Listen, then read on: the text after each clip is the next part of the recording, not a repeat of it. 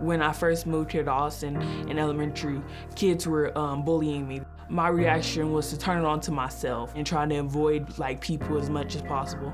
That lasted all the way until middle school. I'm in a new place, 2 kids. I just had to hit the ground running, and I've always been the type of mom that worked. I had the mindset, we're not gonna be the victim anymore, we're gonna be the aggressor. So instead of just being passive about everything, I started fighting back. I just always was working and trying to maneuver my own way around Austin. Every other month, I would get suspended because I got into a fight with somebody. I don't sugarcoat nothing with my kids, and because life is not. I said, Kirida, you can't keep doing this. What is going on? I was just feeling like I have nobody. And my mom didn't know how to deal with me because she was thinking that it was just normal kid aggression. It wasn't something more. I'm just like, I need help. I just cried out for it. And with the schools, you know, it's like they're so quick to judge your home life. And I let them in. Here, this is what's going on here. I'm a single black woman trying to raise 2 kids. What more do you want? I didn't trust no one. I didn't even trust myself with my emotions. I was like, I can't live like this. She punched a brick wall.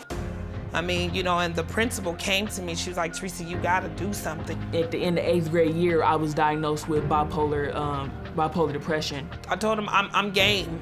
I'm game. Whatever y'all want me to do to help this little girl to stop feeling the way she feels, I'm game. Let's do this. My mom said, do you want to do this mentoring thing? It'll give you a person that you can talk to. And I said, of course I do, because I was just feeling so alone. When we made the match for Big Brother, Big Sister, it surpassed anything that I could ever dream for Kirida. When I first met Kirida, she was getting in fights weekly. Kirida responded to Maggie as like apprehensive at first, and then after maybe the 2nd or 3rd encounter, I was like, this is kind of weird because I don't know you, but one thing that I was willing to do was willing to get to know somebody just because they wanted to help. She was like, I really like Maggie, Mom. You know, Maggie's for me, you know, and Maggie, you know, that's my sister. It took us a little while to get comfortable with each other and kind of break the surface of the relationship. We sought out Big Brother, Big Sister at the right time to put these 2 gems together. Every time I talk about them, everybody's like, why are you crying? Because I'm just so emotional, because nobody knows what we've been through but Maggie. I mean, my daughter was hospitalized twice with suicide tendencies. She started sharing some pretty sensitive information, and I knew that there had to be a degree of trust there for her to share that. I told her, I said, I took the extension cord and I wrapped it around my neck and squeezed. I just felt like leaving Earth because I can't take the bullying anymore. I don't feel safe at school. I just couldn't put my head around it, and I told Maggie, I said, Maggie, she's taking things and cutting herself, and she's hurting herself. Maggie, something's wrong. Help me. And when I asked for that help, and she came like a breath of fresh air. I always just knew that Kirida had a lot of potential. She was having some hard times and was not able to make friends easily. When Maggie came into my life, she showed me that I'm here for you. She needed some support and somebody to lift her up and to say, hey, you got this, you can do this. So I didn't really have a full grasp of the struggles until I got to know her and her family, and she opened up. That's what I was drawn to, the fact that somebody can take the time out of their day just to talk to me. It took her a while to know that she could talk to me and that I wouldn't go directly to Mom, and so we had to build that trust for a little while. I came to trust her because I was really going through a rough time, and I knew I had to tell someone.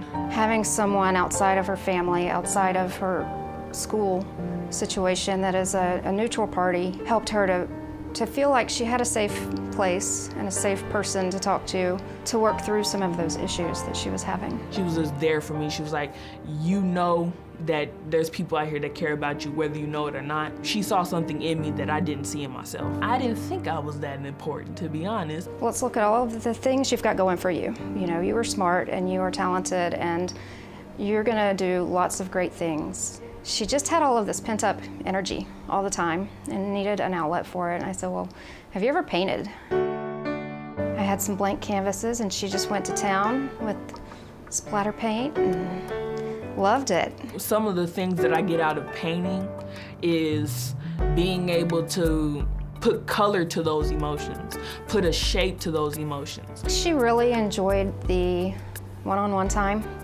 together.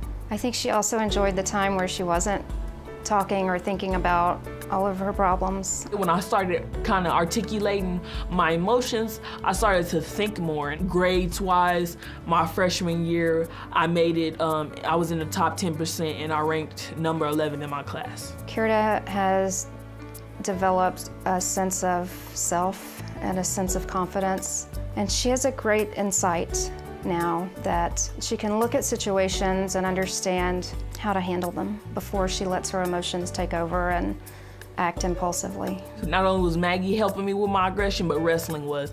Being able to get out that physical aggression competitively and able to put my aggression to good use. She decided to join the wrestling team and needed to have a place to work out, so we started going to the gym together so that she could work out. I ended up being awesome at wrestling. When I first stepped foot on the mat, I won my first match. And just this past year, when I went to state again, Maggie drove up to Houston to come see me wrestle. She made this for Kirida. And I think this is the best thing Maggie has done for Kirida, is to let her know you are resilient and you are tough. You can get through this. Maggie made her realize you are important. I thank her for that, because she tapped the surface that I couldn't tap as her mama. For me, being a big sister has been challenging and rewarding all at the same time. It's meant a lot to me to be able to be a part of Kirida's life and Kirida's family, to watch her strive to reach her potential, because she's got so much potential. I can never express enough how Big Brothers Big Sisters has made an impact in my life. In my life. And Big Brothers Big Sisters, they're just amazing. I don't think of Maggie as just a big. Maggie's my family. Back then, I couldn't imagine celebrating high school graduation and, seeing her off to college. That's what I hoped would happen. When she crossed that stage and did her little pirouette and her turn and threw her hand up in the air, Maggie, we did it, girl.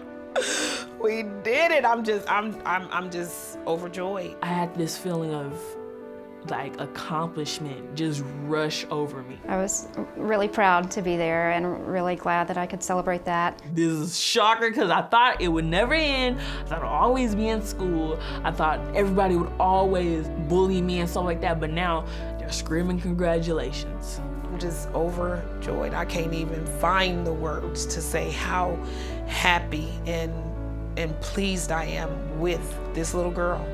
Okay, Maggie, thank you for being there for me when you didn't have to. You didn't have to support me at all, but you chose to. And just for you to choose to do that for me, I love you for that, Maggie. You are family to me, and I don't want us to ever part. I'm just so serious, because you are somebody, you are so special to me, and